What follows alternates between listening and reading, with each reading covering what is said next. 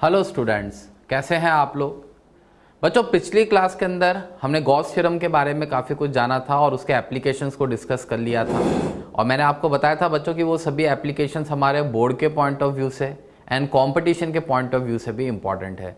आपको बोर्ड के हिसाब से उनके डेरिवेशंस थोड़े से क्लियर होने चाहिए एंड कॉम्पिटिशन के हिसाब से आपको उनके रिजल्ट्स क्लियर रखने थे। हमने रिजल्ट्स वहाँ पर देखे थे, ग्राफ्स बनाए थे, काफ़ी सारी चीज़ें जानी थी बच्चों। 4 ज्योमेट्रीज का हमने डिस्कशन कर लिया था ब्रॉडली स्पीकिंग, जिसके अंदर सबसे पहले आपने सिलिंड्रिकल शेल की बात करी, फिर हमने शीट चार्ज का डिस्कशन किया था, फिर हमने कंडक्टिंग स्फीयर या फिर स्पेरिकल शेल के बारे में जाना, और सबसे लास्ट के अंदर हमने नॉन कंडक्टिंग स्फीयर का इलेक्ट्रिक फील्ड क्या होता है उसके बारे में जाना था। तो बच्चों, वो सभी रिजल्ट्स आपको ध्यान रखने। अब आज की क्लास में हम पहले तो स्टार्टिंग के थोड़े से पार्ट में उसी गॉस थ्योरम की मदद से जो कॉन्सेंट्रिक शेल्स होते हैं उनके अंदर इलेक्ट्रिक फील्ड कैसे निकाला जाता है उसके बारे में जानेंगे बच्चों। इसमें थोड़ा बहुत इंडक्शन का यूज होगा। हम इंडक्शन पहले डिस्कस कर चुके हैं बीच बीच में कई बार, फिर भी मैं आपको थोड़ा बहुत इंडक्शन के बारे में यहाँ पर फिर से बता दूंगा। तो बच्चों, आगे बढ़ते हैं। इंडक्शन बेस्ड प्रॉब्लम कैसी होती है कॉन्सेंट्रिक शेल्स में। बच्चों, कॉन्सेंट्रिक शेल्स का मतलब आप समझ पा रहे होंगे, 2 शेल्स होंगे जिनका सेंटर कॉमन है, और उस तरह के शेल्स का जब सिस्टम होता है उसमें इलेक्ट्रिक फील्ड कैसे निकाला जाता है with the help of Gauss theorem, ये मैं आपको यहाँ पे डिस्कस करके बता देता हूँ। बच्चों, सबसे पहला क्वेश्चन है कि 2 कॉन्सेंट्रिक शेल्स है A and B as shown in figure, जैसा आपको यहाँ पे दिख रहा होगा, और आपको इलेक्ट्रिक फील्ड 4 पॉइंट्स पर निकालना है। एक पॉइंट यहाँ है कहीं बाहर 1, दूसरा यहाँ पर 2, ये तीसरा यहाँ पर 3 है, और ये यहाँ पर 4, सेंटर को ही हमने कहा हुआ है। बच्चों, जिस समय हम जिस पॉइंट पर भी इलेक्ट्रिक फील्ड निकाल रहे होंगे, मान लीजिए सबसे पहले मैं फर्स्ट वाले पॉइंट पर निकाल रहा हूँ, तो मैं उसके सेंटर से जो रेस्पेक्टिव डिस्टेंस है वो स्मॉल आर के बराबर इस तरह से मान लूंगा। हम यहाँ पर जो स्मॉल आर यूज करेंगे वो हमारे कंसीडर्ड पॉइंट की सेंटर से दूरी मानी जाएगी। बच्चों, कॉन्सेंट्रिक शेल से अंदर वाले शेल को नाम दिया है ए, इसकी रेडियस है r1, इस पर चार्ज है कुछ प्लस q1, और बाहर वाले शेल को नाम दिया है बी, इसकी रेडियस है r2 और इस पर चार्ज क्या है प्लस q2। बच्चों, शेल आपको मैंने पिछले टर्न पे भी बताया था, प्लास्टिक की बॉल का एग्जाम्पल लेके, प्लास्टिक की बॉल को हम शेल करें तो आउटर तो शेल होना जरूरी है, अंदर वाला भले आपका कभी कंडक्टिंग स्फीयर हो सकता है, अंदर वाले में स्फीयर चल सकता है।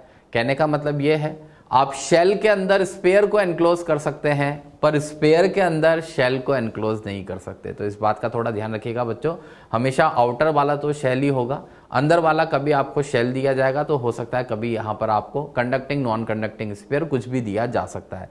तो बच्चों, आगे बढ़ेंगे। गॉस थ्योरम की मदद से इन सब पॉइंट्स पर इलेक्ट्रिक फील्ड कैसे निकाला जाएगा, जरा इसको देखिए। यहाँ पर बच्चों, मैंने बहुत ही एनलार्ज फिगर यहाँ पर आपको दिखाया ताकि आप इसको बहुत अच्छे से क्लियर कर सके। वही बच्चों, हमारा inner shell A, outer shell B. Inner shell पर चार्ज था प्लस q1, आउटर शेल पर चार्ज था हमारा q2, जिसको प्लस q2 मैंने इधर दिखा रखा है, ये plus q2 charge, outer shell वाला चार्ज। बच्चों, जो आप ब्लैक कलर से लिखा हुआ चार्ज देख पा रहे होंगे, ये q1 एंड q2, ये शेल्स पर मौजूद पहले से दिया हुआ चार्ज है। जो आपको क्वेश्चन में चार्ज दिया था वो मैंने सर से दिखा रखा है। अब जैसे आपको 4 पॉइंट्स अभी दिखाए थे 1 2 3 4 जहां पर हमें इलेक्ट्रिक फील्ड निकालना है। मान लीजिए मैं सबसे पहला केस डिस्कस करने जा रहा हूं, 1 नंबर पॉइंट पर इलेक्ट्रिक फील्ड निकाल रहा हूं। बच्चों, आपने इधर देखा था 1 नंबर पॉइंट हमारा आउटर शेल बी वाले शेल के बाहर ये पॉइंट है, इसी पॉइंट को मैंने उधर दिखा रखा आपके कन्वीनियंस के लिए। तो आप ये देखिए 1 नंबर पॉइंट यहाँ है, यहाँ पर मान लीजिए मुझे इलेक्ट्रिक फील्ड निकालना है। तो बच्चों, अब इलेक्ट्रिक फील्ड निकालने के लिए हम सबसे पहला स्टेप क्या करेंगे, जिस पॉइंट पर भी इलेक्ट्रिक फील्ड निकालना है वहां से एक गॉसियन स्फीयर ड्रॉ कर देते हैं। तो आपने देखा बच्चों, मैंने आर रेडियस, ये ब्लू कलर से मैंने दिखा रखा है, एक आर रेडियस का डॉटेड सा रेड कलर का एक गॉसियन स्फीयर मैंने ड्रॉ कर रखा है। बच्चों, ये जो रेड कलर से डॉटेड वाला आपको दिख रहा है, this is the Gaussian sphere. मैं आपको ये बार बार इसलिए बोल रहा हूं क्योंकि अभी अगले केस में जब हम पॉइंट 2 पर जाएंगे तो बार बार मैं स्फीयर नहीं बनाऊंगा, अदरवाइज आपको डायग्राम कॉम्प्लिकेटेड दिखेगा। पर आपको समझ जाना कि अगर मान लीजिए मैं इस पॉइंट पर इलेक्ट्रिक फील्ड निकाल रहा हूं तो यहां से स्फीयर घुमाऊंगा, अंदर के किसी पॉइंट पर अगर इलेक्ट्रिक फील्ड निकाल रहा हूं तो यहां से स्फीयर घुमाऊंगा। मतलब कुल मिला के आपको अपने गॉसियन स्फीयर की रेडियस बदलते जानी है अलग अलग पॉइंट्स पर जब आप इलेक्ट्रिक फील्ड निकाल रहे हैं, और उसकी मदद से आपको देखना है कि नेट एनक्लोज चार्ज क्या निकल के आ रहा है। फिर हमने कल जो spherical shell non conducting sphere के इलेक्ट्रिक फील्ड के डेरिवेशंस किए थे वही रिजल्ट्स हम यहाँ पर इस्तेमाल करेंगे। कैसे, अब इधर सुनिएगा बच्चों। सबसे पहली बात, मेटेलिक शेल्स है, अगर इस ए वाले शेल पर चार्ज कुछ प्लस q1 है तो बच्चों इसके सामने वाले फेस पर equal and opposite charge induce होगा माइनस q1। याद करिए बच्चों, पहली दूसरी क्लास में मैंने आपको बता दिया था एक इंडक्शन का केस जब हमने डिस्कस किया था, वहां मैंने आपको इंड्यूस चार्ज बताया था कि Q इंड्यूस बराबर होता है माइनस क्यू नॉट ब्रैकेट में 1 माइनस 1 अपॉन एप्सिलॉन आर। और मेटल के लिए क्योंकि एप्सिलॉन आर या K इन्फिनिटी होता है, तो मेटल में सामने equal and opposite charge induce होता है। बच्चों ये हमने स्टार्टिंग में भी पढ़ा था, फिर ELF में भी मैंने आपको दिखाया था कि एक मेटल के स्लैब के सामने जब आपने प्लस Q चार्ज रखा था, पॉइंट चार्ज, तो सामने वाले फेस पर equal and opposite charge induction से निकल के आया था।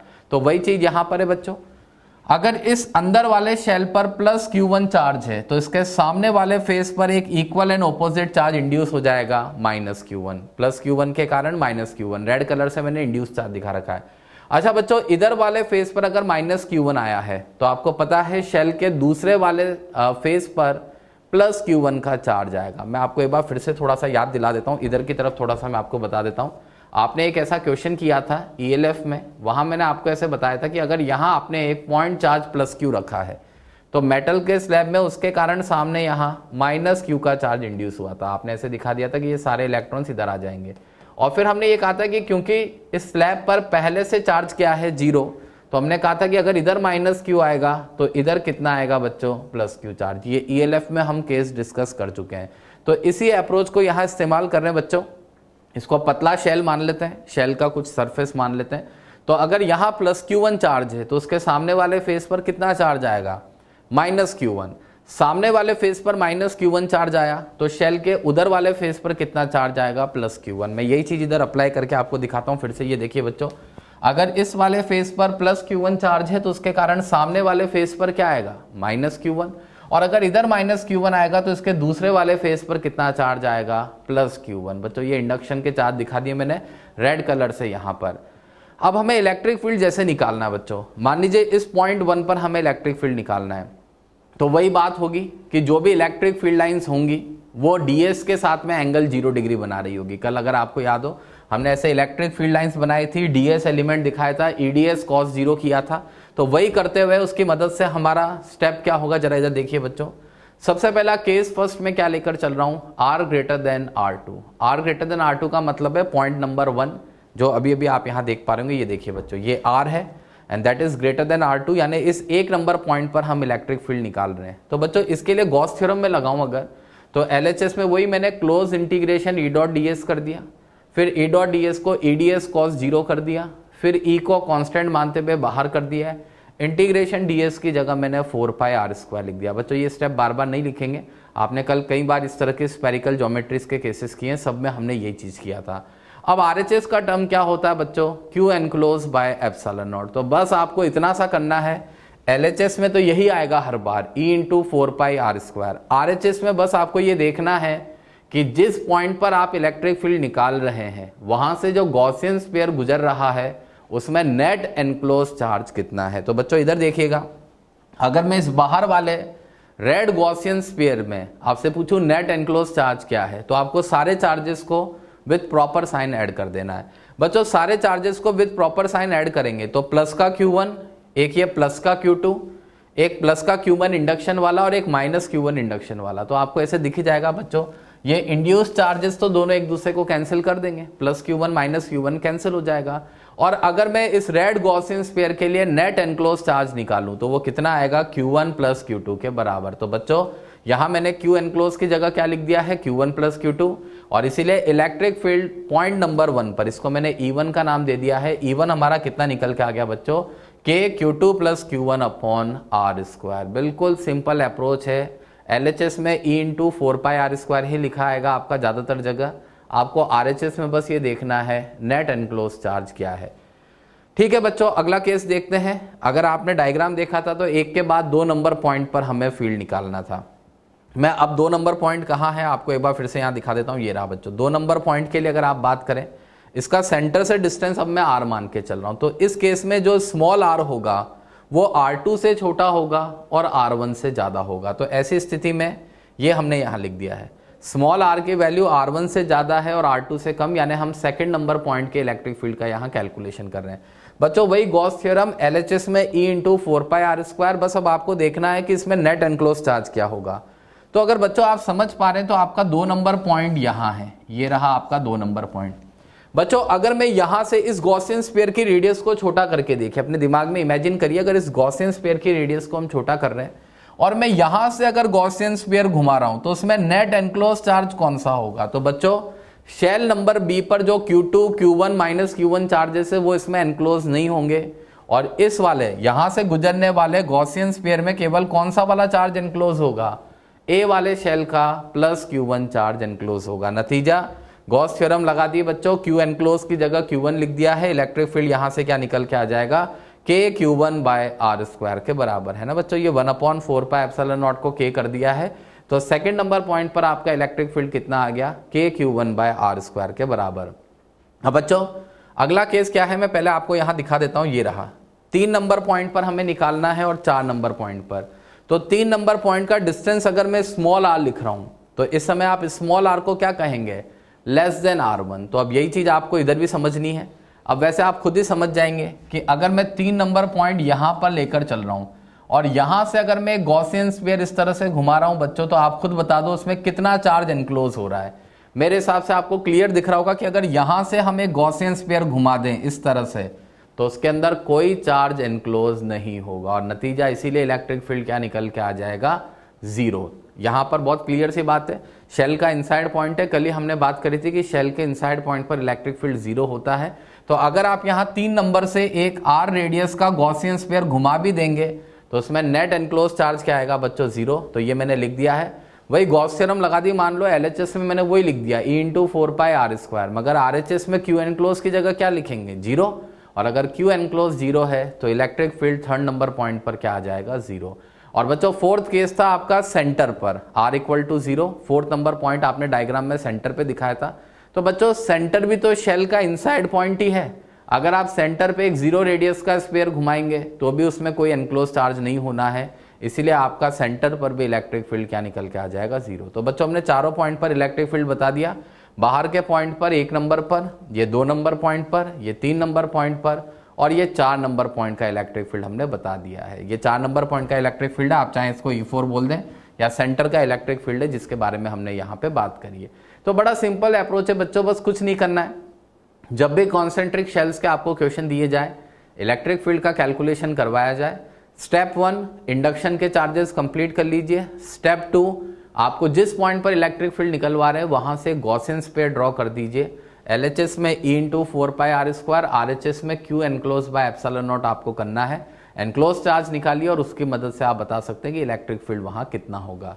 अब बच्चों इसी के कनेक्शन में एक और क्वेश्चन यहाँ डिस्कस कर लेते हैं। यहाँ थोड़ा सा क्वेश्चन में ट्विस्ट है, थोड़े से चेंजेस है। क्या चेंजेस है वो मैं आपको बताता हूँ। Figure shows thick conducting shell. ध्यान दीजिएगा बच्चों, इस बार आपको थिक कंडक्टिंग शेल दिया गया है of inner radius R1 and outer radius R2, then find. First part में आपको बताना है सिग्मा ऑफ इनर सरफेस क्या होगा और सेकंड पार्ट में आपको बताना है सिग्मा ऑफ आउटर सरफेस क्या होगा। बच्चों ये रहा, इसको कहा जाता है थिक कंडक्टिंग शेल। मेटल का शेल है मगर इस बार शेल की मोटाई है थोड़ी बहुत। इसके इनर रेडियस R1 है, आउटर रेडियस R2 है। ये जो डॉटेड से आपको दिख रहा है बच्चों ये मेटेलिक पोर्शन है। यहां आपको 2 चार्जेस दे रखे हैं, एक पॉइंट चार्ज सेंटर पे रखा है प्लस Q1, अगर आपको दिख रहा हो क्लियरली, ये एक सेंटर पे रखा पॉइंट चार्ज है प्लस Q1, और खुद इस शेल को हमने एक चार्ज दिया है प्लस Q2। और उसके बेसिस पे मुझे बताना है कि इस शेल के इनर सरफेस, बच्चों इनर सरफेस मतलब इस वाले सरफेस की बात हो रही है, एंड आउटर सरफेस का मतलब है इस वाले सरफेस की बात हो रही है। हमें इसकी सिग्मा बतानी है, इसके चार्ज डेंसिटी के बारे में बताना है। तो बच्चों इस क्वेश्चन को कैसे करेंगे जरा इधर देखिए। सबसे पहली बात ध्यान से इधर सुनिएगा, आपने इस मेटेलिक शेल को जो Q2 चार्ज दिया है, तो एक आगे की प्रॉपर्टी का मैं इस्तेमाल कर रहा हूं। ये आगे आप एक हेडिंग पढ़ेंगे प्रॉपर्टीज ऑफ कंडक्टर, वहां मैं आपको बताऊंगा। हालांकि मैंने पिछली क्लास में भी इसका जिक्र किया था कि मेटल के अगर किसी बॉडी को आप समहाउ इंजेक्शन से भी अंदर चार्ज दे देंगे तो उसका सारा चार्ज भागकर कहां जाता है बच्चों? आउटर सरफेस पर। मैं ये बात आपको पहले बता चुका हूं, आगे हम इसका कारण भी जानेंगे, इसको पूरा डिटेल में डिस्कस भी करेंगे। तो सबसे पहली बात, जो आपने शेल को एक चार्ज दिया हुआ था प्लस Q2, वो सारा का सारा चार्ज निकल के कहां आ जाएगा? आउटर सरफेस पर। ये मैंने इस तरह से दिखा दिया है, इस वाले शेल को दिया हुआ चार्ज निकल के बाहर आउटर सरफेस पर आ जाएगा। अब बच्चों जैसे ये जो सेंटर पे रखा हुआ आपका पॉइंट चार्ज प्लस Q1 है, तो पिछले वाले क्वेश्चन से सीखते हुए इसके कारण सामने के पूरे फेस पर कौन सा चार्ज इंड्यूस होगा? Minus Q1। मैं इसको सर्कल कर देता हूं, ये इंडक्शन से इनर सरफेस पर आया हुआ चार्ज है। और आप समझ पा रहे होंगे कि अगर इधर माइनस Q1 आया है तो इसके कारण उधर वाले फेस पर कितना आएगा, प्लस Q1। बच्चों ये जो सर्कल में दोनों चार्जेस है, ये इंडक्शन से आए हुए चार्ज है। किसका इंडक्शन हुआ है, सेंटर पे रखे पॉइंट चार्ज का। और जो आपने शेल को इंजेक्शन से चार्ज दिया था Q2, वो सारा का सारा चार्ज निकल के आ गया है बाहर आउटर सरफेस पर। अब बच्चों सबसे पहली बात, अगर सिग्मा इनर सरफेस की निकाली जाए, मान लीजिए आपसे इनर सरफेस की सिग्मा यहां पूछी जाए, तो बच्चों इनर सरफेस मतलब ये, इस पर कितना चार्ज है, माइनस का Q1। इसका सरफेस एरिया क्या लिखोगे, 4πr1²। तो इनर सरफेस के सिग्मा कितनी आ गई बच्चों, -Q1 अपॉन 4πr1²। ठीक है बच्चों, अब आगे की बात करते हैं। आउटर सरफेस के सिग्मा, आउटर सरफेस पर कौन से दो चार्जेस हैं, एक तो Q2 जो निकल के बाहर आ गया और एक प्लस का Q1 जो इंडक्शन के कारण आया है। तो आउटर सरफेस का अगर आप टोटल चार्ज निकालेंगे तो that will be equal to Q1 plus Q2। और सिग्मा अगर इसके लिखेंगे तो आउटर सरफेस एरिया हमें इस्तेमाल करना पड़ेगा। आउटर वाले की रेडियस R2 है तो सरफेस एरिया कितना हो जाएगा बच्चों, 4πr2² के बराबर। तो इसीलिए सिग्मा ऑफ आउटर सरफेस आप क्या लिखेंगे, Q1 plus Q2 upon 4πr2²। बड़ी सिंपल सी चीज है बच्चों। इंडक्शन किया हमने पहले केस में, यहाँ सिग्मा बता दिए, चार्जेस है सर्कल वाले इंडक्शन से दिए हुए चार्जेस है, और ये जो चार्ज है कंडक्टर का, ये शेल का चार्ज निकल के इस तरह से बाहर आ जाएगा। तो ये हमें क्लियर होना चाहिए बच्चों यहाँ तक। अब आगे की बात, क्वेश्चन आपसे क्या कह रहा है कि in the above problem find electric field at points R greater than R2, then R lying between R1 and R2 and R lying between 0 to R1, मतलब R less than R1। हमें इन points पर electric field के बारे में बात करनी है बच्चों। अभी अभी जो हमने केस देखा था उसी डायग्राम का यहाँ इस्तेमाल करना है। मैं आपको थोड़ा सा इधर दिखा देता हूँ, आपके समझने के लिए आसानी रहेगी। आपने अभी यही केस किया था, ये प्लस Q1 चार्ज है, सामने इंडक्शन से आया था माइनस Q1, आउटर सरफेस पर प्लस Q1, और इसका Q2 चार्ज जो है वो मैंने आपको बताया था इस तरह से निकल के बाहर आ जाएगा, ये Q2 चार्ज। अब हमारा सबसे पहला केस क्या है यहाँ, R ग्रेटर देन R2। बच्चों R ग्रेटर देन R2 का मतलब है बाहर से एक गॉसियन स्फीयर अगर आप इस तरह से घुमा रहे हैं तो। अब मुझे एक बात बताओ बच्चों, अगर बाहर से एक गॉसियन स्फीयर हम इस तरह से घुमा रहे हैं तो LHS में अभी हम वही लिखेंगे E इंटू 4π छोटा r²। RHS का टर्म पहले देख लेते हैं कि Q एनक्लोज क्या आ रहा है। बच्चों अगर बाहर से मैं एक गॉसियन स्फीयर घुमा रहा हूं तो नेट एनक्लोज चार्ज अगर आप निकालेंगे, वही बात, Q1 माइनस Q1 तो कैंसिल आउट हो जाएंगे और प्लस के Q1 और ये Q2 आपस में जुड़ जाएंगे। आप सोच के देखिए नेट एनक्लोज चार्ज कितना निकल के आ रहा है, Q1 प्लस Q2। तो उसके बेसिस पे ये हमने इसका सॉल्यूशन कर रखा है। वही LHS में क्या लिखेंगे, E into 4π small r²। RHS में लिखेंगे Q enclose by epsilon naught. बच्चों enclose charge Q1 plus Q2 आ गया, इसीलिए इलेक्ट्रिक फील्ड हमारा इस पहले वाले पॉइंट पर कितना निकल के आ गया है, K Q1 plus Q2 bye r²। बिल्कुल पिछले क्वेश्चन की तरह सेम चीजें हैं, बस आपको थोड़ी सी बातें और समझनी है। अच्छा बच्चों अब सेकंड केस को जरा ध्यान दीजिएगा। स्मॉल r की वैल्यू R1 से बड़ी है पर R2 से छोटी है। ये पॉइंट कहाँ लोकेटेड होगा, मैं इधर दिखा देता हूं बच्चों। आपके स्मॉल r की वैल्यू R1 से बड़ी है और R2 से छोटी है, इसका मतलब ये पॉइंट P यहां कहीं पर लोकेटेड है, इस तरह से यहां पे लोकेटेड है, यानी within the metallic shell ये पॉइंट आपका लोकेटेड है। इस समय अगर इसके डिस्टेंस को मैं यहां से यहां तक R दिखा दूं एक मिनट के लिए, मान लीजिए ये R है, तो R इस समय R1 से बड़ा है और R2 से छोटा है। यही केस हम यहाँ पे डिस्कस कर रहे हैं बच्चों। इस पॉइंट पर इलेक्ट्रिक फील्ड हमसे पूछा जा रहा है तो हम पहले ही आंसर दे सकते हैं straight forward, it will be 0। कारण आप जानते हैं मेटल के अंदर हर पॉइंट पर इलेक्ट्रिक फील्ड क्या होता है, 0। तो आप ऐसे भी आंसर दे सकते हैं। चलो मैं तो इसको गॉस थ्योरम से बना देता हूं। अब बच्चों आप एक सिंपल सी बात सोचना, अगर मैं यहां से एक गॉसियन स्फीयर इस तरह से घुमाता हूं, अगर मैं यहां से इस पॉइंट P से गुजरने वाला एक गॉसियन स्फीयर घुमाता हूं तो उसमें नेट एनक्लोज चार्ज क्या होगा, एक तो सेंटर पे रखा हुआ प्लस Q1 और एक इनर सरफेस पर इंडक्शन से आया हुआ माइनस Q1। बच्चों ध्यान दीजिए, यहां से अगर आप गॉसियन स्फीयर घुमाएंगे तो एक तो प्लस Q1 एनक्लोज हो रहा है, एक माइनस Q1 एनक्लोज हो रहा है। Q2 बाहर के सरफेस पर है, ये प्लस Q1 बाहर के सरफेस पर है। तो बच्चों अब अगर हम उसी तरह से नेट एनक्लोज चार्ज यहां पर लिखेंगे तो वही देखो E इंटू 4π r², और नेट एनक्लोज चार्ज क्या हो जाएगा, प्लस Q1 माइनस Q1 कटकर 0। तो इलेक्ट्रिक फील्ड E2 क्या आ गया, 0। वैसे भी आपको मैंने बोल ही दिया था मेटल के अंदर इलेक्ट्रिक फील्ड 0 होता है, तो ये हम डायरेक्ट भी कर सकते हैं। ये E1 का भी फॉर्मूला हमारे पास निकल के आ चुका है। अब बच्चों C वाला केस जरा ध्यान से देख लीजिए। C वाले में R की वैल्यू R1 से छोटी है, 0 से R1 के बीच में। इसका मतलब ये पॉइंट कहाँ लोकेटेड होगा, अगर आप सी वाले केस को समझ पा रहे हैं तो यहां किसी पॉइंट की बात हो रही है। इस तरह से यहां पर इसको दिखा देते हैं, मान लीजिए ये कोई पॉइंट पी है, यहां पर हम इलेक्ट्रिक फील्ड निकाल रहे हैं। तो बच्चों अगर यहां से आप एक गॉसियन स्फीयर ड्रॉ करेंगे तो अब आप खुद अपने दिमाग में सोच के देखिए कि उसके अंदर कौन सा वाला चार्ज एनक्लोज होगा। अगर यहां से आप एक गॉसियन स्फीयर इस तरह से ड्रॉ करेंगे तो शायद उसके अंदर केवल और केवल सेंटर वाला Q1 चार्ज, जो सेंटर का पॉइंट चार्ज Q1 है, केवल वही एनक्लोज होगा। शेल का कोई सा भी चार्ज उसमें एनक्लोज नहीं हो पाएगा। तो नतीजा इलेक्ट्रिक फील्ड यदि हम वहां पे निकालते हैं तो E इंटू 4πr² बराबर क्या लिखेंगे, Q enclose by epsilon naught. बच्चों एनक्लोज चार्ज यहाँ केवल सेंटर वाला पॉइंट चार्ज Q1 होगा और इसीलिए आपका इलेक्ट्रिक फील्ड इस थर्ड नंबर पॉइंट पर कितना आ जाएगा, KQ1 बाय r² के बराबर। तो बड़ा सिंपल केस है बच्चों इंडक्शन प्रॉब्लम का। आपको सिर्फ E इंटू 4πr² बराबर Q enclose by epsilon not करना है। बस इंडक्शन से चार्जेस को कंप्लीट कर लीजिए, पर्टिकुलर पॉइंट से गॉसियन स्फीयर घुमाइए और ये चेक करिए कि उस गॉसियन स्फीयर में नेट एनक्लोज चार्ज क्या होता है। नेट एनक्लोज चार्ज निकालने के लिए आपको सभी चार्जेस को विद प्रॉपर साइन यहां पर ऐड करना होता है। तो बच्चों ये इंडक्शन बेस्ड प्रॉब्लम थे यहां तक, और यहां तक हम इस बात को अब थोड़ा सा विराम देंगे। अभी तक जो आपने पढ़ा है बच्चों हिस्सा, वो एनसीईआरटी का एक तरह से एक पहला चैप्टर कंप्लीट होता है। इलेक्ट्रिक चार्जेस एंड फील्ड्स इसको कहा जाता है।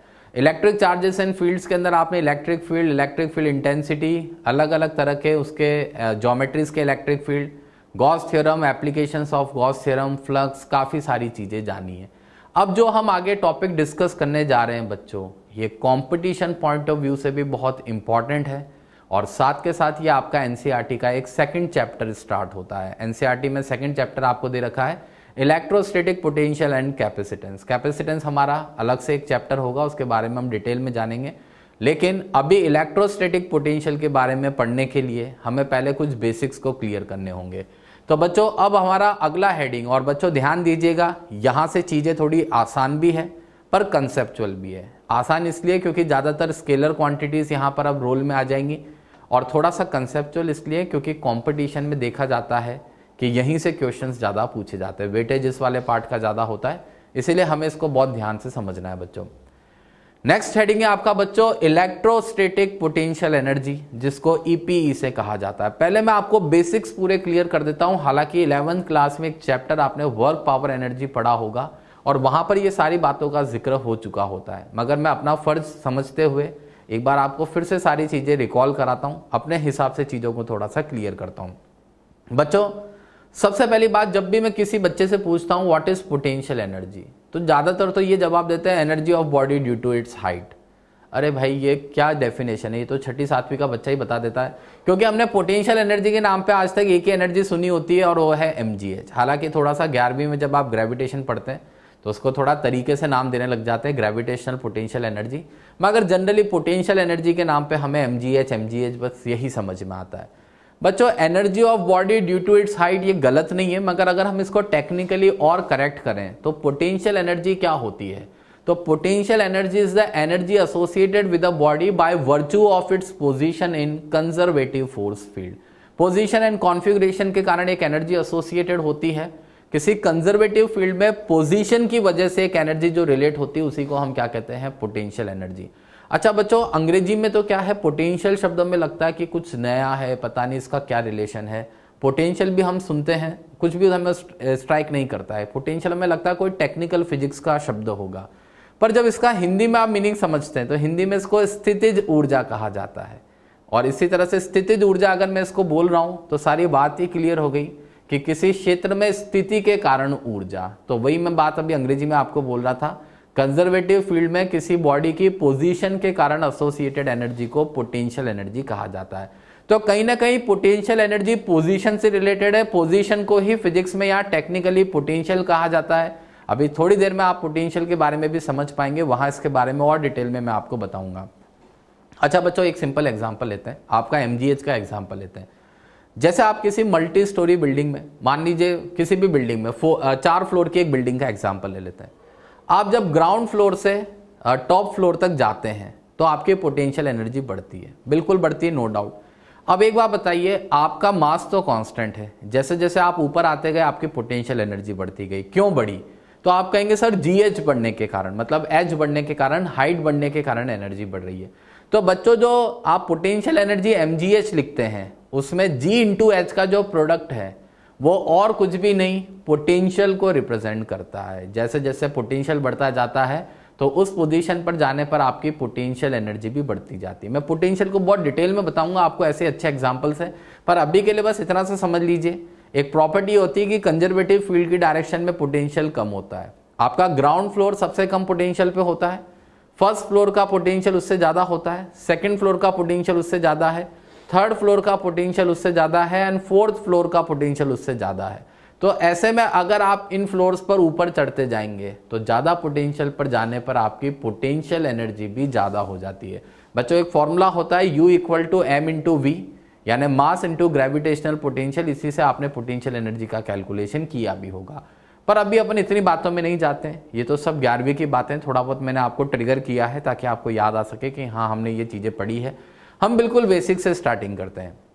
बच्चों सबसे पहली बात, पोटेंशियल एनर्जी को समझने से पहले कंजर्वेटिव फील्ड क्या होता है हम उसको समझ लेते हैं। आपने ये नाम सुना होगा पहले भी, कंजर्वेटिव फील्ड।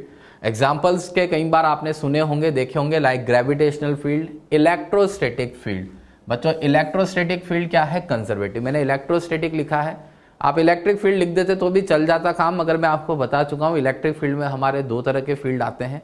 एक तो स्टैटिक चार्जेस का फील्ड जिसको इलेक्ट्रोस्टैटिक फील्ड कहते हैं, और एक आपका टाइम वेरिंग मैग्नेटिक फील्ड के कारण प्रोड्यूस इलेक्ट्रिक फील्ड जिसको इंड्यूस्ड इलेक्ट्रिक फील्ड कहते हैं। तो वो induced electric field non conservative होता है, इसलिए उसके फील्ड लाइंस क्लोज लूप बना रही थी। पर स्टैटिक चार्ज का फील्ड कंजर्वेटिव होता है, इसीलिए इसकी फील्ड लाइंस क्लोज लूप नहीं बनाती है। तो अभी मैंने आपको एग्जांपल दे दिया है, कंजर्वेटिव फील्ड के कुछ एग्जांपल है, ग्रेविटेशनल फील्ड, इलेक्ट्रोस्टैटिक फील्ड, इस तरह के आपने पहले भी पढ़े होंगे। अब सबसे पहली बात, इन कंजर्वेटिव फील्ड्स की कुछ प्रॉपर्टीज होती है, वो क्या है जरा ध्यान से सुने बच्चों एक एक। पहली बात, work done is independent of path followed. यहां पे आपका जो वर्क डन है वो पाथ पे डिपेंड नहीं करता है, सिर्फ इनिशियल एंड फाइनल पोजीशंस पे डिपेंड करेगा। तो अभी जब आप आगे इसके क्वेश्चन देखेंगे तो आपसे कहा जाएगा चार्ज को इस पाथ से लेकर जाते हैं, उस पाथ से लेकर जाते हैं। आप किसी भी पाथ से लेकर जाइए, आपका वर्क डन केवल इनिशियल एंड फाइनल पॉइंट पर डिपेंड करता है, पाथ पे डिपेंड नहीं करता है। मैं एक्सप्लेन करूंगा अभी एक एक करके एक एक पॉइंट को। दूसरा, आपको प्रॉपर्टी पता होगा कि जो वर्क डन होता है अगेंस्ट कंजर्वेटिव फील्ड, आप कंजर्वेटिव फील्ड या फोर्स के अगेंस्ट जो भी वर्क डन करते हैं वही वर्क डन पोटेंशियल एनर्जी की फॉर्म में स्टोर होता है, किसी भी बॉडी की पोटेंशियल एनर्जी की फॉर्म में स्टोर हो जाता है। तो यहां मैंने आपको बता दिया कि सोर्स ऑफ पोटेंशियल एनर्जी क्या होता है, work done by external agent. External agent work करता है और वही वर्क पोटेंशियल एनर्जी में स्टोर होता है। इसको भी अभी मैं समझाऊंगा आपको और डिटेल में।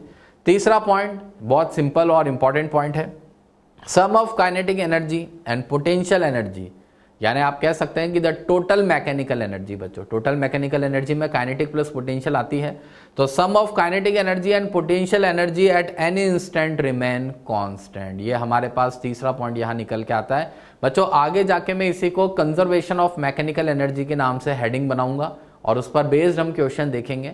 तो टोटल मैकेनिकल एनर्जी किसी भी इंस्टेंट पर कंजर्व्ड रहती है। एंड फोर्थ पॉइंट ये है कि किसी भी समय एक्सटर्नल एजेंट का जो वर्क है that is equal to negative of work done by field. दोनों एक दूसरे के नेगेटिव होंगे, इक्वल इन मैग्नीट्यूड होंगे, साइंस बस यहां पे डिफर करेंगे।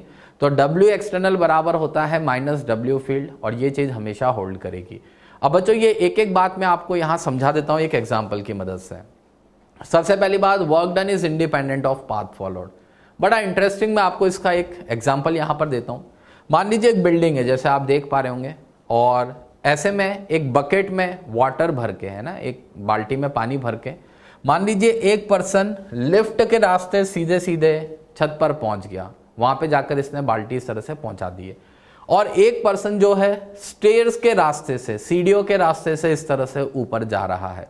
बच्चों दोनों केस में आप देख पा रहे होंगे ग्रेविटेशनल फोर्स नीचे लगेगा mg के अगेंस्ट वर्क डन करना पड़ेगा। इनका पाथ अलग अलग है, मगर ग्रेविटेशनल फील्ड के अगेंस्ट किया गया वर्क डन पाथ पे डिपेंड नहीं करेगा। क्यों? क्योंकि इनकी इनिशियल पोजीशन और फाइनल पोजीशन जो है वह बिल्कुल सेम है। तो आप अगर इसको समझ पा रहे हैं, भले लिफ्ट से आप बाल्टी भर के लेके जाएं या सीढ़ी के रास्ते आप बाल्टी भर के लेकर जाएं, दोनों केस में आपने ग्रेविटेशनल फील्ड के अगेंस्ट इक्वल वर्क किया होगा। बच्चों ये वाला वर्क W1 और ये वाला वर्क W2 दोनों बराबर होंगे, ये मैंने मेंशन भी कर दिया है। W1 बराबर होगा W2। बच्चों मैं बात कर रहा हूं ग्रेविटेशनल फील्ड के अगेंस्ट वर्क डन की। अब आप कहोगे नहीं सर सीढ़ी से लेकर जाते तो हम तो बहुत थक गए हैं, लिफ्ट वाला तो थका भी नहीं और आप कह रहे हो बराबर वर्क हुआ। बच्चों फिजिक्स का वर्क बहुत अलग होता है। आपने कुली का वर्क डन भी सुना होगा। कुली अपने सर पे सामान लेकर जा रहा है, आप कहते हो वर्क डन 0, तो आप कुली को पैसे नहीं दोगे क्या? क्या कहोगे वर्क डन 0 हो रहा है तेरा? तो फिजिक्स का वर्क अलग है और बाकी और तरह के बहुत से वर्क आपको करने पड़ते हैं। मान लीजिए आप बाल्टी ऊपर लेकर जा रहे हो, आप फ्रिक्शन के अगेंस्ट वर्क कर रहे हो, बहुत सारे और वर्क कर रहे हो। मैं उन वर्क्स में नहीं जा रहा, मैं सिर्फ ग्रेविटेशनल फील्ड के अगेंस्ट वर्क डन की बात कर रहा हूं। तो ग्रेविटेशनल फील्ड के अगेंस्ट जो आपका वर्क डन होता है वो भी वर्क डन पाथ पे डिपेंड नहीं करता है, because gravitational field is conservative field. और बच्चों इसका प्रूफ ये है कि अगर इस बाल्टी को आप छत से गिरा दें, जैसे होली पर हम नीचे पानी गिराते हैं ना, इस तरह से यहां से अगर आप पानी गिराएंगे, उसी अमाउंट का वाटर अगर यहां से गिराएंगे तो ग्राउंड पे ये दोनों water same amount of water जो होंगे यहां पर सेम वेलोसिटी से स्ट्राइक करेंगे। ये इस बात का प्रूफ होगा कि इनमें पोटेंशियल एनर्जी बराबर बराबर स्टोर हुई है। और पोटेंशियल एनर्जी क्यों स्टोर हुई है? आपने जो वर्क डन किया है against the gravitational force in lifting the bucket of water up to the top of the building, आपने रूफ तक ले जाने में जो वर्क डन किया है, आपका वही वर्क डन इसकी पोटेंशियल एनर्जी की फॉर्म में स्टोर हो जाता है। और छत से जब आप उस पानी को नीचे गिराते हैं तो वही पोटेंशियल एनर्जी काइनेटिक एनर्जी में कन्वर्ट हो जाती है। बच्चों एनर्जी का हिसाब किताब है, आपको पता है एनर्जी हमेशा कंजर्व होती है, एक फॉर्म से दूसरी फॉर्म में कन्वर्ट होती है। तो ये तो बच्चों मैंने पहली बात आपको बताई कि जो वर्क डन होता है कंजर्वेटिव फील्ड में वो पाथ पे डिपेंड नहीं करता है। दूसरी चीज इधर सुने बच्चों, पहले मैं थर्ड वाले पॉइंट का डिस्कशन कर देता हूं कि the sum of kinetic energy and potential energy at any instant remain constant. इस पानी का एग्जांपल ले लीजिए या एक बॉल का ले लेते हैं। मान लीजिए इसी छत से आपने एक बॉल इस तरह से जस्ट ड्रॉप करी है। सपोज जिस समय आपने इसको ड्रॉप किया है छत पर, उस समय पोटेंशियल एनर्जी कितनी थी 10, और जस्ट आपने ड्रॉप किया है, इनिशियल वेलोसिटी 0, तो काइनेटिक एनर्जी क्या है 0। अब बच्चों जैसे जैसे ये बॉल नीचे आएगी तो आपको पता है इसकी काइनेटिक एनर्जी बढ़ेगी। आप इसको कैसे भी एक्सप्लेन कर दो, आप कह दो कि हाँ mg की फोर्स लग रही है, एक्सेलरेशन हो रहा है g के बराबर, इस वजह से इसकी वेलोसिटी बढ़ती जाएगी। ठीक है, जो भी आप वेलोसिटी बढ़ रही है, काइनेटिक एनर्जी बढ़ रही है। मैं ये कह रहा हूं थोड़ा सा नीचे आते अगर पोटेंशियल एनर्जी 9 होगी तो काइनेटिक एनर्जी 1 हो जाएगी। फिर और थोड़ा नीचे आएगी तो पोटेंशियल 8 तो काइनेटिक 2 हो जाएगी। फिर पोटेंशियल घट के 7 तो काइनेटिक बढ़ के 3 हो जाएगी। और इसी तरह से नीचे आने के दौरान बच्चों लास्ट में आप देख पा रहे होंगे पोटेंशियल एनर्जी 3 रह गई है तो काइनेटिक 7 हो चुकी है। पोटेंशियल एनर्जी 2 रह गई है तो काइनेटिक बढ़ के 8 हो गई है। पोटेंशियल एनर्जी 1 रह गई है तो काइनेटिक बढ़कर 9 हो गई है। And just on striking the ground potential energy 0 होगी तो काइनेटिक एनर्जी 10 हो जाएगी। बच्चों आपको दिख पा रहा होगा किसी भी इंस्टेंट पर sum of kinetic and potential energy is constant and that is equal to total mechanical energy, जो यहाँ 10 है। आप देख पा रहे होंगे किसी भी इंस्टेंट पर काइनेटिक पोटेंशियल एनर्जी का सम कांस्टेंट है और ये किसके बराबर होगा? टोटल मैकेनिकल एनर्जी के बराबर। तो ये आपको थर्ड पॉइंट मैंने आपको समझा दिया है। Sum of kinetic and potential energy at any instant remain constant, इसी को हम कंजर्वेशन ऑफ मैकेनिकल एनर्जी का नाम भी देते हैं। अब बच्चों इसी में आपका 2 पॉइंट जो बच रहे थे, एक तो work done against conservative field get stored in form of potential energy, और एक आपका W एक्सटर्नल बराबर -W फील्ड। मैं इन 2 पॉइंट्स को यहां और समझा देता हूं। बच्चों बहुत बेसिक सी बातें, ये इतनी बेसिक बातें जिनको हम घर में रोजमर्रा की जिंदगी में देखते हैं पर उसको हम रिलेट नहीं कर पाते, तो मैं कोशिश करता हूं आपको समझाने की। बच्चों मान लीजिए एक बिल्डिंग मैंने दिखा रखी है, हमारे सबके घर की छत पे टंकी होती है और टंकी में हम टैंक में वाटर फिल करते हैं। बच्चों पानी कैसे फिल करते हो? मान लीजिए आपके ग्राउंड फ्लोर पे पानी कहीं रिजर्वॉयर में स्टोर है, आपको ऊपर पानी फिल करना है, तो आप क्या कहते हो? पानी से जाके कहते होंगे कि जा भैया टंकी में जाके बैठ जा। ऐसा कहने पर तो ऊपर नहीं जा सकता ये पानी, तो हम क्या करते हैं बच्चों? हम पंप चलाते हैं। ये पंप जो आप चलाते हैं ये दरअसल एक्सटर्नल एजेंट है, यहाँ यही वर्क करता है। अब सुनना बच्चों होता क्या है, जैसा मैंने आपको पहले भी बताया, अर्थ का ग्रेविटेशनल फील्ड जो होता है वो होता है डाउनवर्ड। ग्रेविटेशनल फील्ड डाउनवर्ड है तो इसका मतलब कंजर्वेटिव फोर्स mg किधर लग रही है? नीचे की तरफ। अब आपको अगर कंजर्वेटिव फोर्स के अगेंस्ट मूवमेंट कराना है, mg तो नीचे लाने की टेंडेंसी रखता है, अगर आपको किसी बॉडी को उसके अगेंस्ट मूव कराना है यानी ऊपर लेकर जाना है तो you have to do some work, आपको एक्सटर्नल एजेंट को बुलाना पड़ेगा, एक्सटर्नल एजेंट को कुछ वर्क करना पड़ेगा। चलो बच्चों, हमारा एक्सटर्नल एजेंट कौन है यहाँ? पंप, और अल्टीमेटली वो हम ही है, हम ही चला रहे हैं पंप, तो हम ही एक्सटर्नल एजेंट है और कुछ भी नहीं है। अच्छा देखो वही बात बच्चों, जिस समय आप पानी ऊपर इस तरह से चढ़ाते हैं तो mg नीचे, F एक्सटर्नल ऊपर की तरफ लग रहा है। मैं ये मान के चल रहा हूं हम वाटर को विदाउट एनी एक्सेलरेशन अगर ऊपर मूव करा रहे हैं, मान लेते हैं इस तरह का केस।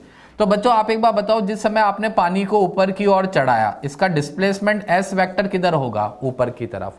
अब इस समय अगर मैं आपसे एक्सटर्नल एजेंट का वर्क पूछूं तो W एक्सटर्नल बराबर आपका क्या निकल के आएगा बच्चों? F external dot S। ये मैंने इस तरह से दिखा दिया वर्क डन का formula, W external F external dot S। अच्छा बच्चों, F एक्सटर्नल और डिस्प्लेसमेंट के बीच में एंगल बन रहा है 0 डिग्री, तो इसका वर्क क्या निकल के आएगा? पॉजिटिव। तो जब आप वाटर को ऊपर लिफ्ट कर रहे हैं तो आपका W एक्सटर्नल क्या निकल के आ रहा है बच्चों? Positive. At the same time mg और s के बीच में अगर एंगल देखा जाए, mg आपका कंजर्वेटिव फोर्स है, कंजर्वेटिव फील्ड के कारण ये फोर्स लग रहा है, तो mg और डिस्प्लेसमेंट वेक्टर के बीच में एंगल है 180 डिग्री। तो इसका एग्जैक्टली उतना ही अमाउंट का वर्क क्या निकल के आ जाएगा बच्चों? नेगेटिव। सॉरी, ये W एक्सटर्नल तो आपका पॉजिटिव आ ही चुका है, तो मैं W एक्सटर्नल को 2 मिनट के लिए यहाँ W1 बोल देता हूँ, ठीक है चलो। और इसी प्रोसेस के लिए अगर मैं आपसे वर्क डन बाय mg पूछूं तो वर्क डन बाय mg क्या लिखेंगे हम बच्चों? Minus W1। बच्चों बराबर वर्क किस लिए? क्योंकि मैंने आपसे क्या कहा कि हम मान के चल रहे हैं विदाउट एनी एक्सेलरेशन हम वाटर को ऊपर लिफ्ट कर रहे हैं, तो ऐसे में F एक्सटर्नल का मैग्नीट्यूड mg के जस्ट बराबर मान के चलेंगे।